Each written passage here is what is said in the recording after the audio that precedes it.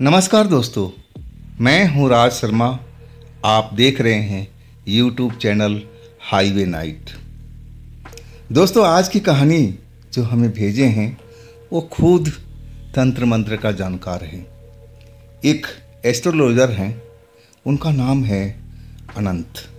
अनंत जी की ये खुद की अपनी आप बीती है। ज्योतिषी शास्त्र के अब माहिर हैं वो।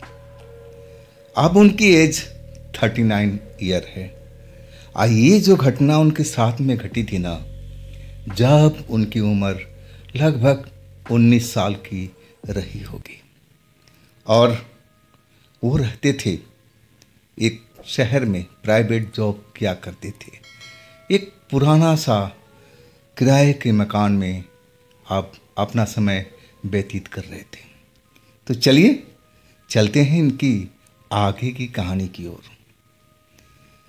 दोस्तों, ये जो कहानी है ये मेरा बचपन का, मैं शुरू से लेके अंत तक बता रहा हूँ। जब मैं 5 साल का था ना, तब मेरे माँ बाप का देहांत हो चुका था। मेरा जो लालन पालन मेरे रिश्तेदार ने किया। जैसे जैसे मैं बड़ा होता गया, समझदार बनता गया। मेरे जो रिश्तेदार कहते थे कि बचपन में तो बहुत गोल मटोल था, और उस टाइम जहाँ मैं रहा करता था वो रिमोट एरिया था। अब ऐसा जगह था जहाँ पर तंत्र मंत्र का लोग जानकार रहते थे, जादू टोना का, भूत प्रेत का मानने वाले लोग रहते थे। सुदूर आदिवासी एरिया था छत्तीसगढ़ का, और वहाँ पर ये टोना टोटका तो चलता रहता था। मैं सुंदर था, गोल मटोल था। धीरे धीरे मैं बड़ा हो रहा था, और मेरा रिश्तेदार का कहना था कि तुझे नज़र लग जाती है, किसी न किसी की नज़र तुझे लग जाती है, तू बीमार पड़ जाता था। अब वास्तव में जब बीमार पड़ता था ना, तो मुझे सपने में डरावनी शक्लें दिखाई देती थी। जैसे लगता था कि कोई साया मेरे पास बिस्तर के पास खड़ा हो, और इस तरह मैं डर डर कर अपना जीवन व्यतीत कर रहा था छोटा सा उम्र में। धीरे धीरे मैं बड़ा होता गया, पढ़ाई करता रहा, लेकिन गरीबी में रह करके। मेरे पास गरीबी के अलावा कुछ भी नहीं था। माँ बाप तो गुजर चुके थे। जो रिश्तेदार मुझे अब पाल पोस के बड़ा कर रहे थे, वो भी गरीबी में जी रहे थे, और मैं अब पढ़ाई कर रहा था। लेकिन मेरा मन भटकता था कि मेरे माता पिता की मृत्यु कैसे हुई, और ये मुझे बार बार नज़र लगता है। सपनों में मुझे बुरी बुरी आकृतियाँ दिखाई देती हैं। ये सब का रहस्य क्या है? कैसे किसी की नज़र लग सकती है, जैसा मेरा रिश्तेदारों का कहना था। और इन चीज़ में मैं ज़्यादा सोच विचार करने लगा। मेरी जब उम्र 16 साल की हुई ना, तो मैं बहुत ज़्यादा समझदार बन चुका था, और रात दिन मैं इन विषयों पर सोचता रहता था।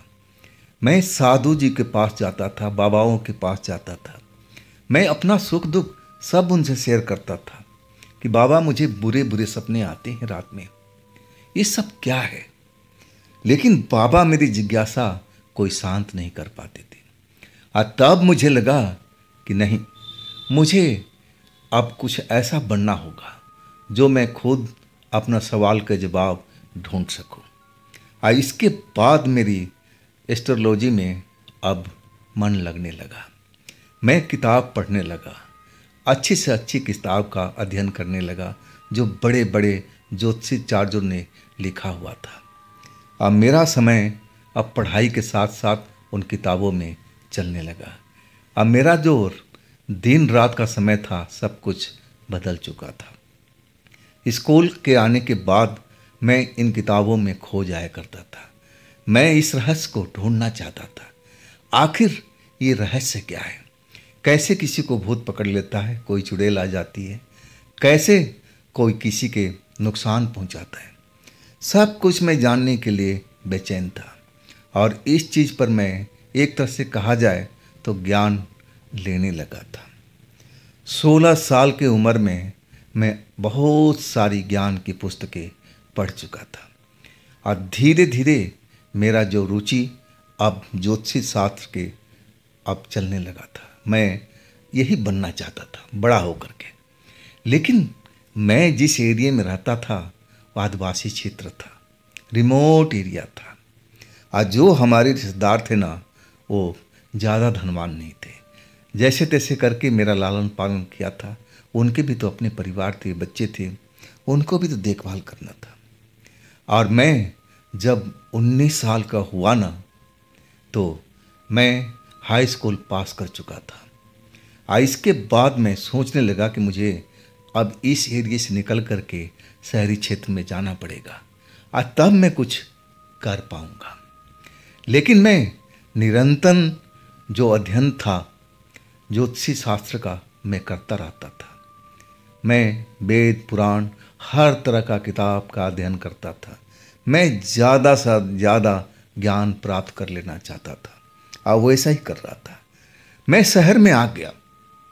सबसे सस्ता जो मकान था मैं उसको ढूंढा, जो कम किराए का था, कच्चा मकान और टूटा फूटा भी था। लेकिन मेरे पास ज़्यादा पैसे नहीं थे। मैं एक प्राइवेट फर्म में काम करने लगा था और उसी पैसे में मुझे सब कुछ करना था। घर का किराया, खाना पीना, कपड़े लत्ते और पढ़ाई भी तो आगे जारी रखना था। अब मैं एस्ट्रोलॉजी की किताब लाने लगा जो मुझे बहुत ही पसंद थी। मैं ज्ञान को प्राप्त करने लगा और इस तरह मेरा जीवन अब दूसरी तरफ बढ़ता जा रहा था। मैं प्राइवेट नौकरी करते हुए और उस लाइन में घुसता जा रहा था जिसे मुझे पाना था। मैं पा करके ही उस चीज़ को रखना था। मैं अपने मन में निश्चय कर लिया था कि मुझे क्या बनना है। प्राइवेट नौकरी से मेरा कुछ होने वाला नहीं था। जिस काम के लिए मैं अपने गांव से शहर आया था और उसको मैं अब पूरा कर रहा था। मेरी रुचि अब उसी विषय पर थी और उस रुचि को मैं अब आगे बढ़ा रहा था। मैं उन सपनों के बारे में सोचता था जो मुझे बचपन में आया करती थी। मुझे लगता था कि मेरे पास में कोई लंबा सा साया है, कोई भूत है, कोई भूतनी है जो मुझे तंग कर रही है, मुझे नुकसान पहुंचाना चाहती है। अब मैं इस विषय पर शोध करने लगा कि आखिर ये सब होता क्या है, क्यों लोग भूत बनते हैं, भूत क्या होता है, भूत की परिभाषा क्या है, सब कुछ जानने समझने लगा था। और इसके बाद वो रात तो मैं कभी भूल ही नहीं सकता। वो रात मुझे जैसे आज भी याद है। सर्दियों का मौसम था, गजब की सर्दी पड़ रही थी। मैं अपने प्राइवेट जॉब से अब मैं रात को अपने घर पर आ चुका था। सर्दियों की रात थी, ठंड काफ़ी थी और तेज तेज हवाएं चल रही थी। और मैं अपने कमरे में खाना वाना खा करके चारपाई पर लेट गया था। मेरे कमरे में नाइट लैम्प जलता था, लेकिन मुझे नींद नहीं आती थी। कोई भी लैम्प जले ना तो मुझे नींद आती नहीं थी। तो मैं हमेशा रात को नाइट लैम्प बुझा के सोता था। और उस रात भी ऐसा किया। बाहर में शीतलहर जैसे चल रही थी, तेज तेज हवा, सर्दियों की रात, बड़ा ही विचित्र रात थी वो मेरे लिए। और मैं कंबल ओढ़ करके, सर ढक करके सो चुका था। पहले मुझे ठंड का एहसास हो रहा था और तभी तो मैं कंबल से अपना सर ढक रखा था। लेकिन 1 घंटा सोए हुए हो चुका था। रात का करीब अब ज़्यादा से ज़्यादा 12 बज रहा था और अचानक मेरे शरीर में बेचैनी सी होने लगी, घबराहट होने लगा, जैसे लगा कि मैं तड़प रहा हूँ। ऐसा मेरे शरीर से पसीना सा निकलने लगा। मैं अपने शरीर में इस बदलाव को पहचान नहीं पा रहा था कि आखिर ये घबराहट, ये पसीना, मेरा शरीर में बेचैनी क्यों हो रही है। ये तो सर्दी की रात है, पसीना क्यों आ रहा मेरे शरीर में, गर्मी क्यों मुझे महसूस हो रही है। लेकिन इससे पहले मैं बता दूं कि भूत प्रेत को मैं तो अच्छी तरह से जानना चाहता था। इसके लिए मैं शमशान शमशान भटकता रहता था। अब मुझे एकांत भी बहुत प्रिय था। मैं गरीब था, इसलिए मेरा कोई दोस्त तो था नहीं। मुझे अकेला ही रहना पसंद था। अब मैं रात के टाइम कभी डरता नहीं था, ना तो भूत से डरता था, ना कोई शैतान से डरता था। रात रात को मैं शमशान में जाकर बैठ जाता था। मैं जानने की, उनकी बारे में समझने की कोशिश करता था कि आखिर ये होते कैसे, कैसे दिखते हैं। मेरे मन में जिज्ञासा भरी रहती थी और आसपास के शमशानों में, निर्जन इलाकों में रात रात भर मैं बैठा रहता था, उनको जानने की, समझने की। अब अकेलापन था। मेरा कोई दोस्त यार तो था नहीं कि मैं अपने दिल की भड़ास उनसे निकाल सकूं। मैं एकांत में जाकर के बैठ जाता, मुझे दिल को बड़ा सुकून मिलता था। और वो रात जो मेरे साथ में घट रहा था, वो सब उसी का हिस्सा था। अगर मैं उन जगहों पर रात को नहीं भटकता ना, तो आज ये मैं कहानी आपको बता नहीं सकता था। इसके बाद मैं जो अपने शरीर में बदलाव महसूस किया ना, शरीर तप रहा था किसी भट्टी के समान, जैसे मुझे तेज बुखार चढ़ गया हो। मेरे शरीर से अंधाधुंध पसीना निकल रहा है, शरीर घबराहट रहा, बेचैनी हो रही है।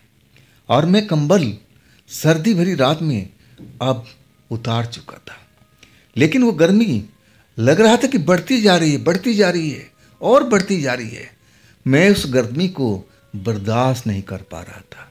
ऐसी बेचैनी, ऐसी घबराहट, ऐसी बेचैनी, मैं समझ नहीं पा रहा था कि मेरे साथ में हो क्या रहा है, हो क्या रहा है।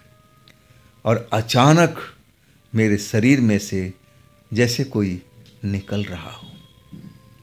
जब मैं पहली बार अपने शरीर से एक आकृति को निकलते देखा ना, तो मैं देखता ही रह गया था।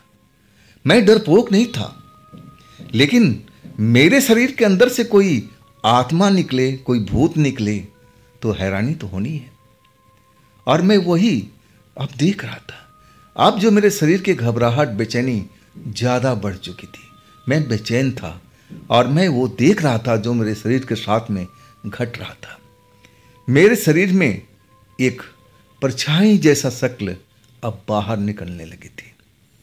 आज जैसे जैसे निकल रही थी, शरीर का पसीना तेज तेज बह रहा था। घबराहट, दिल की धड़कन बढ़ती जा रही थी। अब मैं सब कुछ अपनी आंखों से देख रहा हूँ। और फिर मैं समझ गया कि क्या हो रहा है। और मैं जो नाइट लैम्प था अपना, जो ब्लू कलर का था, और उसको मैं जला दिया। और तब मैं देखता हूँ कि एक शरीर, मेरे शरीर से एक सफ़ेद कपड़ों के अंदर में एक साया, परछाई निकल करके मेरे खाट के पास खड़ी हो चुकी है। नीली रंग की रोशनी में सब कुछ मैं साफ साफ देख रहा हूँ।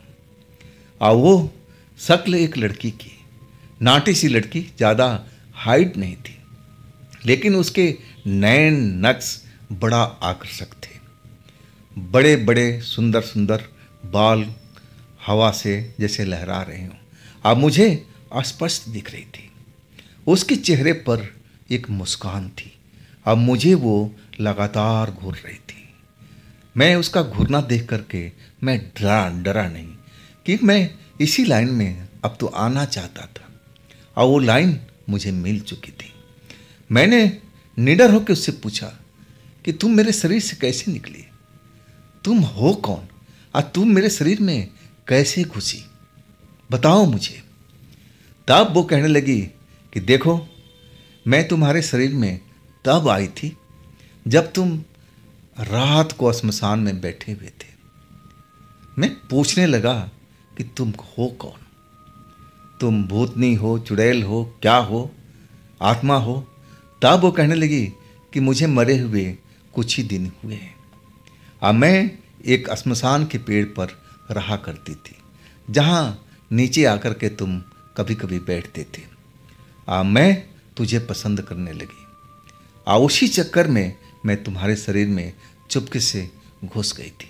मैं मौके की तलाश में थी कि कब मौका आए और तब मैं तुम्हारे शरीर से बाहर निकलूं, वो मौका आज आ चुका है। मैंने पूछा, कैसा मौका? किस मौके की तुम बात कर रही हो? वो कहने लगी कि आज अमावस की रात है और आज मेरी जो शक्ति है बढ़ चुकी है। और सुनो, मैं तुमसे प्यार करती हूँ और तुम्हें मैं अपने साथ लेकर के जाना चाहती हूँ। मैं जब सुना कि मेरे शरीर के अंदर में वो लड़की प्रवेश कर गई थी शमशान में, अब मुझे पता तक नहीं ये कैसे संभव हो सकता है। ना तो मुझे कोई कष्ट हुआ, ना कोई तकलीफ हुआ, और कितने दिन से मेरे शरीर में अंदर बैठी हुई मुझे एहसास तक नहीं हुआ। और आज जब मेरे शरीर से निकली तो मेरा शरीर बेचैन हो उठा था, शरीर की गर्मी बढ़ चुकी थी, मेरे शरीर से पसीने निकल रहे थे, दिल की धड़कन तेज हो गई थी। तो ऐसा कैसे हुआ? क्या मेरे शरीर में जो कह रही है ये वास्तव में सही है? मैं पूछने लगा कि तुम झूठ तो नहीं बोल रही। तब वो कहने लगी, मैं तुम्हारे सामने तुम्हारे शरीर से निकली हूँ ना, तुमने तो देखा है मुझे निकलते हुए। आप देर मत करो, मैं तुम्हें पसंद करती हूँ और तुम मेरे साथ में चलो, हम तुम साथ में रहेंगे उसी शमशान में जहाँ मैं रहा करती थी। अब मैं समझ गया कि इस लड़की के दिल में क्या चल रहा है, इसकी मनसा क्या है। और मैं उसको डांटते हुए कहने लगा कि देखो, तुम प्रेत हो, तुम आत्मा हो, और आत्मा से इंसान का कभी मेल नहीं हो सकता। तुम गलतफहमी पाल रखी हो, ऐसा संभव नहीं है, और तुम जहाँ से आई हो वहीं पर चले जाओ। लेकिन वो लड़की जिद पर अड़ी हुई थी और कहने लगी कि मैं जाऊंगी, लेकिन तुझे साथ लेकर के, अकेले नहीं। वाकई में उस पल डराने वाला था। अब मैं समझ गया कि मुझे अब क्या करना चाहिए। और इसके बाद मैं वही उपाय करने लगा जो मेरी घर की कुल देवी थी, जिसको मैं मानता था, जिसकी मैं पूजा आराधना करता था। माँ भगवती की अब स्तुति करने लगा था। और जैसे जैसे मैं स्तुति कर रहा था, वो लड़की बार बार वही जिद कर रही थी कि छोड़ो, चलो मेरे साथ में, अब कुछ होना जाना नहीं है, मैं तुम्हें लेके चलूँगी, तुम मुझे भाग गए हो और हम तुम उसी श्मशान के अंदर रहेंगे। और मेरा हाथ उसने टच कर लिया, मुझे हाथ पकड़ करके उठाना चाहती थी खाट से। मैं खाट पर बैठा हुआ था, लेकिन जैसे ही उसने हाथ को टच किया ना, तो उसको एक जोरदार करंट का झटका लगा और वो दूर जा गिरी। और इसके बाद पलक झपकते ही वो लड़की उस जगह से गायब हो चुकी थी। मैं समझ गया कि ये माँ भगवती का कृपा है जो मेरे काम आया है। और इसके बाद मैं आराधना करता रह गया। और तब मैं समझा कि वास्तव में भूत प्रेत चंडाल शैतान प्रेत सब इस दुनिया में होते हैं। और मैं तो आज अच्छा खासा नॉलेज ले चुका हूँ। मैं उस जगह से, उस मकाम से बहुत आगे बढ़ चुका हूँ। अब तो मैं जाने क्या क्या कर लेता हूँ। मैं तो कई शक्तियों का उपासक भी बन चुका हूँ और उन्होंने मुझे दर्शन भी दिए हैं। मैं उनका आराधना भी करता हूँ। तो दोस्तों, ये थी अनंत जी की अपनी आप बीती। आनंद जी अब एक जाना माना, अब एक ज्योतिष शास्त्र है, छत्तीसगढ़ में ही रहते हैं। ये उनकी कहानी है बचपन से लेकर के 19वें साल तक की, जब उनकी साथ में ये घटना हुआ था। ये सच्ची, बिल्कुल सच्ची कहानी है अनंत जी की। ये कहानी आपको कैसी लगी आप ज़रूर कमेंट में बताइएगा। और दोस्तों, ये भी चैनल आप ही का है, तो इसको भी अपना प्यार दीजिए, लाइक कीजिए, सब्सक्राइब कीजिए, शेयर कीजिए। और फिर हम मिलते हैं एक अगली स्टोरी में कल। आप लोग अपना ख्याल रखिएगा। नमस्कार।